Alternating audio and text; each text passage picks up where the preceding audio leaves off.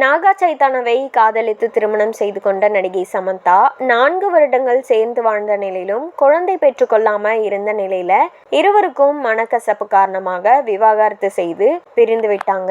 அதன் பின்னர் திருமணமாகி விவாகரத்து பெற்ற இயக்குனர் ராஜ திருமணம் செய்து கொண்டாங்க.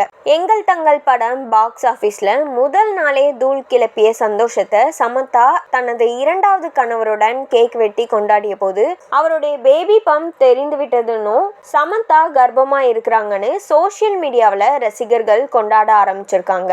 இந்த ஒரு விஷயம் பலரது கவனத்தை ஈர்த்திருக்குது. வெறும் டிஷர்ட் அணிந்து கொண்டு சமந்தா சந்தோஷத்தை கொண்டாடிய நிலையில அவரது வயிற்று பகுதியை நோட் பண்ண ரசிகர்கள் சமந்தா பேபி பம்ப் காட்டி விட்டாருன்னோ சமந்தா கர்ப்பமா உள்ளாருன்னோ வாழ்த்துக்களை தெரிவிச்சிட்டு வராங்க.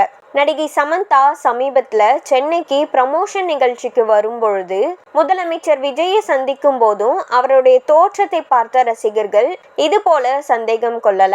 இந்த தம்பதிகள் சமீபத்துல திருமலை கோவிலுக்கு சென்ற போது சமந்தாவை அவருடைய கணவர் கூட்டத்தில இருந்து பாதுகாத்த காணொளிகள் இந்த மாதிரி ரூமர்களுக்கு வலு சேர்த்திருக்குது.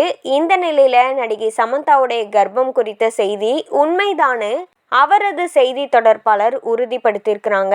இந்த ஆண்டு டிசம்பர்ல தம்பதியினருக்கு குழந்தை பிறக்கும்னு எதிர்பார்க்கப்படுது. ஆனா தற்போது சக்சஸ் பார்ட்டியில சமந்தா கர்ப்பமா உள்ளார் அப்படின்ற தகவல் எந்த லெவலுக்கு உண்மை என்பது தெரியல. இது குறித்து சமந்தாவோ அவரது தரப்போ அதிகாரப்பூர்வமா அறிவிப்பு எதுவும் வெளியிடல.